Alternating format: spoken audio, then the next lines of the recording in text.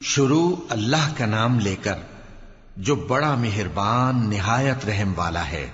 طاسین، یہ قرآن یعنی کتاب روشن کی آیتیں ہیں، مومنوں کے لیے ہدایت اور بشارت ہے، وہ جو نماز پڑھتے اور زکوٰۃ دیتے ہیں اور وہ آخرت کا بھی یقین رکھتے ہیں۔ جو لوگ آخرت پر ایمان نہیں رکھتے ہم نے ان کے اعمال ان کے لیے آراستہ کر دیے ہیں تو وہ بھٹکتے پھر رہے ہیں۔ یہی لوگ ہیں جن کے لیے برا عذاب ہے اور وہ آخرت میں بھی بہت نقصان اٹھانے والے ہیں۔ اور تم کو یہ قرآن اس حکیم و علیم کی طرف سے عطا کیا جاتا ہے۔ جب موسیٰ نے اپنے گھر والوں سے کہا کہ میں نے آگ دیکھی ہے، میں وہاں سے رستے کا پتہ لاتا ہوں یا کوئی شعلہ یعنی ایک انگارہ تمہارے پاس لاتا ہوں تاکہ تم آگ تاپو۔ جب موسیٰ اس کے پاس آئے تو ندا آئی کہ وہ جو آگ میں تجلی دکھاتا ہے بابرکت ہے اور وہ جو آگ کے ارد گرد ہے، اور اللہ جو تمام عالم کا پروردگار ہے پاک ہے۔ اے موسیٰ، میں اللہ ہوں، عزت والا، حکمت والا، اور اپنی لاٹھی ڈال دو۔ سو جب اسے دیکھا تو اس طرح حرکت کر رہی تھی گویا سانپ ہے، تو پیٹ پھیر کر بھاگے اور پیچھے مڑ کر نہ دیکھا۔ فرمایا، اے موسیٰ ڈرو مت، میرے پاس پیغمبر ڈرا نہیں کرتے۔ ہاں، جس نے ظلم کیا پھر برائی کے بعد اسے نیکی سے بدل دیا تو میں بخشنے والا مہربان ہوں۔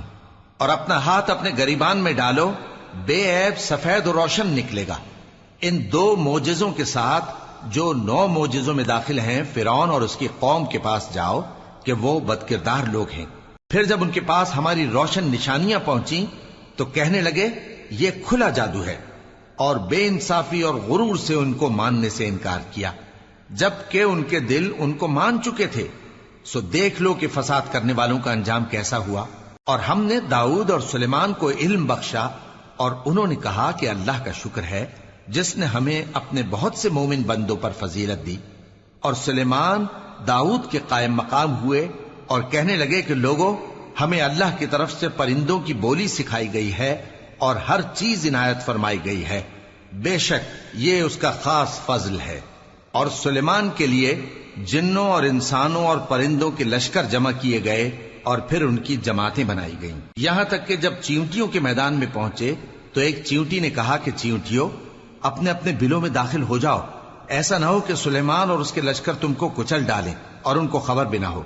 تو وہ اس کی بات سے ہنس پڑے اور کہنے لگے کہ اے پروردگار، مجھے توفیق عنایت کر کہ جو احسان تو نے مجھ پر اور میرے ماں باپ پر کیے ہیں ان کا شکر کروں اور ایسے نیک کام کروں کہ تو ان سے خوش ہو جائے، اور مجھے اپنی رحمت سے اپنے نیک بندوں میں داخل فرما۔ اور جب انہوں نے پرندوں کا جائزہ لیا تو کہنے لگے کیا سبب ہے مجھے ہدہد نظر نہیں آتا؟ کیا کہیں غائب ہو گیا ہے؟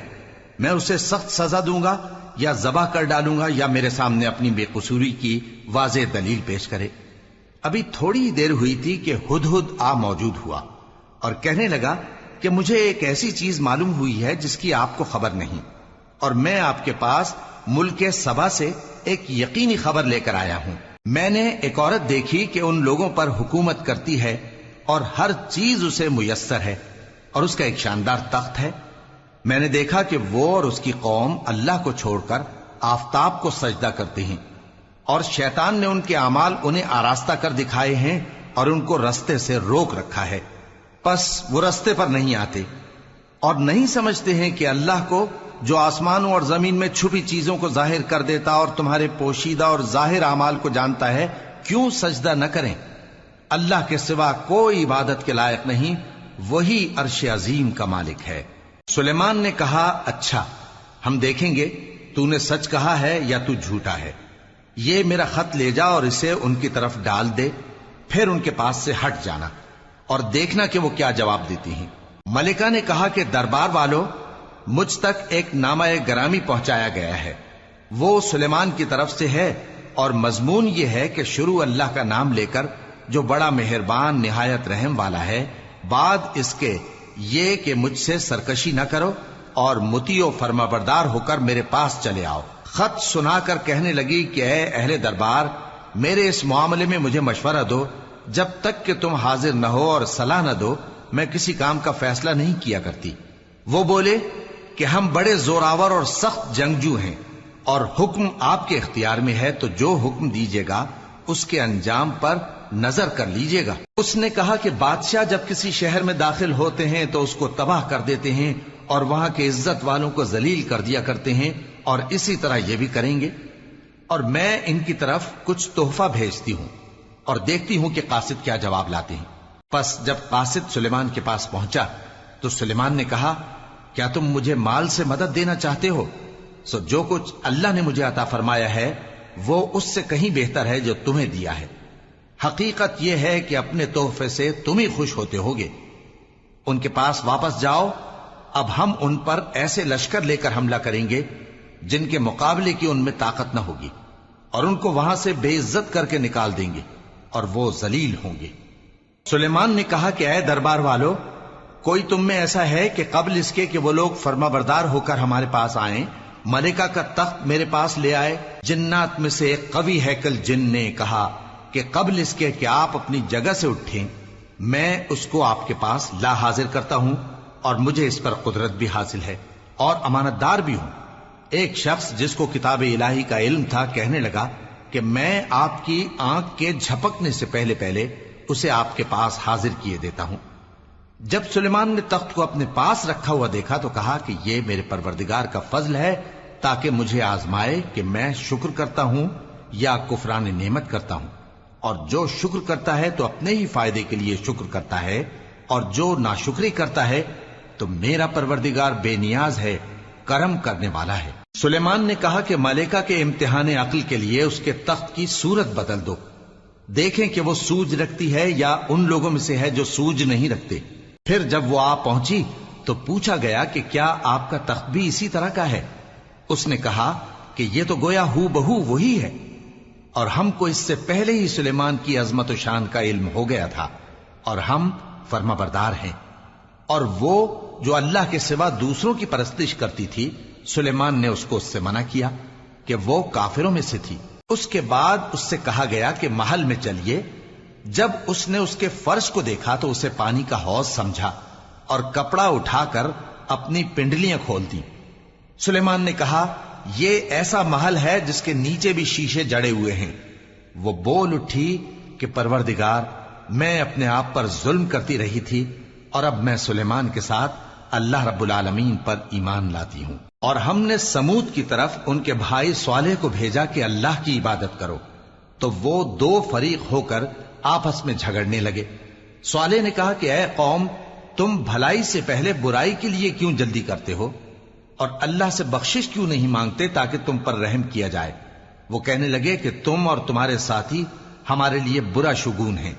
صالح نے کہا کہ تمہاری بدشگونی اللہ کے پاس ہے، بلکہ تم ایسے لوگ ہو جن کی آزمائش کی جاتی ہے۔ اور شہر میں 9 شخص تھے جو ملک میں فساد کیا کرتے تھے اور اصلاح سے کام نہیں لیتے تھے۔ کہنے لگے کہ اللہ کی قسم کھاؤ کہ ہم رات کو اس پر اور اس کے گھر والوں پر شبخون ماریں گے، پھر اس کے وارثوں سے کہہ دیں گے کہ ہم تو اس کے گھر والوں کے موقع ہلاکت پر تھے ہی نہیں، اور ہم سچ کہتے ہیں۔ اور وہ ایک چال چلے، اور ہم نے بھی ایک تدبیر کی، اور ان کو کچھ خبر نہ ہوئی۔ تو دیکھ لو کہ ان کی چال کا انجام کیسا ہوا۔ ہم نے ان کو اور ان کی قوم سب کو ہلاک کر ڈالا۔ اب ان کے یہ گھر ان کے ظلم کے سبب تلپٹ پڑے ہیں۔ جو لوگ علم رکھتے ہیں ان کے لیے اس میں نشانی ہے، اور جو لوگ ایمان لائے اور ڈرتے تھے ان کو ہم نے نجات دی۔ اور لوط کو یاد کرو جب انہوں نے اپنی قوم سے کہا کہ تم بے حیائی کے کام کیوں کرتے ہو جبکہ تم دیکھتے ہو؟ کیا تم عورتوں کو چھوڑ کر لذت حاصل کرنے کے لیے مردوں کی طرف مائل ہوتے ہو؟ حقیقت یہ ہے کہ تم احمق لوگ ہو۔ تو ان کی قوم کے لوگ بولے تو یہ بولے، اور اس کے سوا ان کا کچھ جواب نہ تھا کہ لوط کے گھر والوں کو اپنے شہر سے نکال دو، یہ لوگ پاک بننا چاہتے ہیں۔ تو ہم نے ان کو اور ان کے گھر والوں کو نجات دی، مگر ان کی بیوی کہ اس کی نسبت ہم نے مقرر کر رکھا تھا کہ وہ پیچھے رہنے والوں میں ہوگی۔ اور ہم نے ان پر مے برسایا، سو جو مے ان لوگوں پر برسا جن کو متنبع کر دیا گیا تھا برا تھا۔ کہہ دو کہ سب تعریف اللہ ہی کے لیے ہے، اور اس کے ان بندوں پر سلام ہے جس کو اس نے منتخب فرمایا۔ بھلا اللہ بہتر ہے یا وہ جن کو یہ اس کا شریک بناتے ہیں؟ بھلا کس نے آسمانوں اور زمین کو پیدا کیا، اور کس نے تمہارے لیے آسمان سے پانی برسایا؟ پھر ہم نے اس سے سرسبز باغ اگائے تمہارا کام تو نہ تھا کہ تم ان کے درختوں کو اگاتے، تو کیا اللہ کے ساتھ کوئی اور بھی معبود ہے؟ ہرگز نہیں، بلکہ یہ لوگ رستے سے الگ ہو رہے ہیں۔ بھلا کس نے زمین کو قرارگاہ بنایا اور اس کے بیچ نہریں بنائیں اور اس کے لیے پہاڑ بنائے، اور کس نے دو دریاؤں کے بیچ اوٹ بنائی؟ یہ سب کچھ اللہ نے بنایا، تو کیا اللہ کے ساتھ کوئی اور معبود بھی ہے؟ ہرگز نہیں، بلکہ ان میں اکثر علم نہیں رکھتے۔ بھلا کون بے قرار کی التجا قبول کرتا ہے جب وہ اس سے دعا کرتا ہے، اور کون اس کی تکلیف کو دور کرتا ہے، اور کون تم کو زمین میں اگلوں کا جانشین بناتا ہے؟ یہ سب کچھ اللہ کرتا ہے، تو کیا اللہ کے ساتھ کوئی اور معبود بھی ہے؟ ہرگز نہیں، مگر تم بہت کم غور کرتے ہو۔ بھلا کون تم کو جنگل اور دریا کے اندھیروں میں رستہ بتاتا، اور کون ہواؤں کو اپنی رحمت کے آگے خوشخبری بنا کر بھیجتا ہے؟ یہ سب کچھ اللہ کرتا ہے، تو کیا اللہ کے ساتھ کوئی اور معبود بھی ہے؟ ہرگز نہیں۔ یہ لوگ جو شرک کرتے ہیں، اللہ کی شان اس سے بلند ہے۔ بھلا کون خلقت کو پہلی بار پیدا کرتا پھر اس کو دوبارہ پیدا کرے گا؟ اور کون تم کو آسمان اور زمین سے رزق دیتا ہے؟ یہ سب کچھ اللہ کرتا ہے، تو کیا اللہ کے ساتھ کوئی اور معبود بھی ہے؟ ہرگز نہیں۔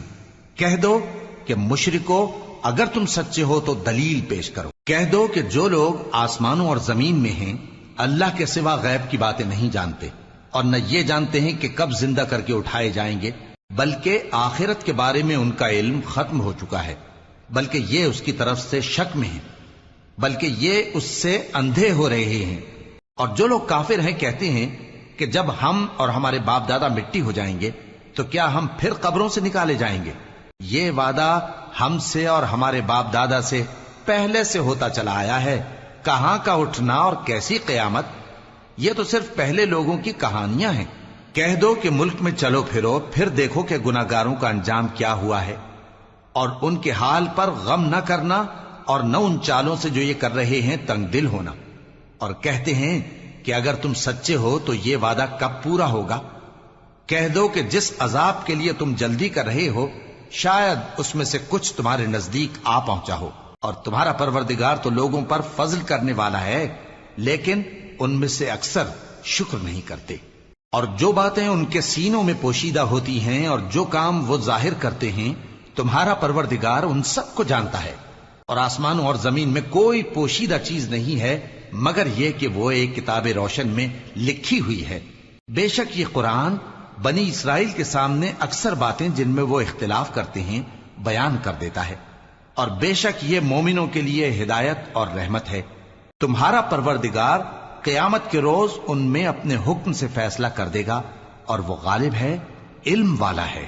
تو اللہ پر بھروسہ رکھو، تم تو صاف حق پر ہو۔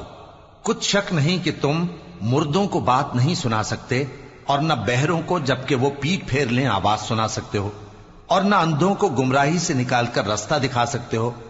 تم تو انہی کو سنا سکتے ہو جو ہماری آیتوں پر ایمان لاتے ہیں، پھر وہ فرما بردار ہو جاتے ہیں، اور جب ان کے بارے میں عذاب کا وعدہ پورا ہوگا تو ہم ان کے لیے زمین میں سے ایک جانور نکالیں گے جو ان سے باتیں کرے گا۔ یہ ہم اس لیے کریں گے کہ لوگ ہماری آیتوں پر ایمان نہیں لاتے تھے۔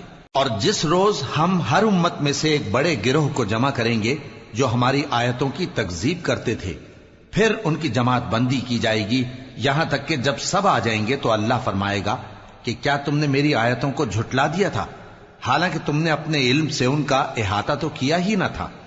بھلا تم کیا کرتے رہتے تھے؟ اور ان کے ظلم کے سبب ان کے حق میں وعدہ عذاب پورا ہو کر رہے گا، تو وہ بول بھی نہ سکیں گے۔ کیا انہوں نے نہیں دیکھا کہ ہم نے رات کو اس لیے بنایا ہے کہ اس میں آرام کریں، اور دن کو روشن بنایا ہے کہ اس میں کام کریں؟ بے شک اس میں مومن لوگوں کے لیے نشانیاں ہیں۔ اور جس روز سور پھونکا جائے گا تو جو لوگ آسمانوں میں اور جو زمین میں ہیں سب گھبرا اٹھیں گے، مگر وہ جسے اللہ چاہے، اور سب اس کے پاس عاجز ہو کر چلے آئیں گے۔ اور تم پہاڑوں کو دیکھتے ہو تو خیال کرتے ہو کہ مضبوط جمے ہوئے ہیں، مگر وہ اس روز اس طرح اڑتے پھریں گے جیسے بادل۔ یہ اللہ کی کاریگری ہے جس نے ہر چیز کو مضبوط بنایا، بے شک وہ تمہارے سب افعال سے باخبر ہے۔ جو شخص نیکی لے کر آئے گا تو اس کے لیے اس سے بہتر بدلہ تیار ہے، اور ایسے لوگ اس روز گھبراہٹ سے بے خوف ہوں گے، اور جو برائی لے کر آئے گا تو ایسے لوگ औंधे मुंह दोजख में डाल दिए जाएंगे। तुमको तो उन्हीं अमाल का बदला मिलेगा जो तुम करते रहे हो। कह दो, मुझको यही इरशाद हुआ है कि इस शहर मक्का के मालिक की इबादत करूं जिसने इसको मुहतरम बनाया है और हर चीज उसी की है, और मुझे यह भी हुक्म हुआ है कि मैं फर्माबरदार रहूं और यह भी कि कुरान पढ़ा करूं। अब जो शख्स राह रास्त इख्तियार करता है तो अपने ही फायदे के लिए इख्तियार करता है, और जो गुमराह रहता है तो कह दो कि मैं तो सिर्फ खबरदार करने वाला हूं।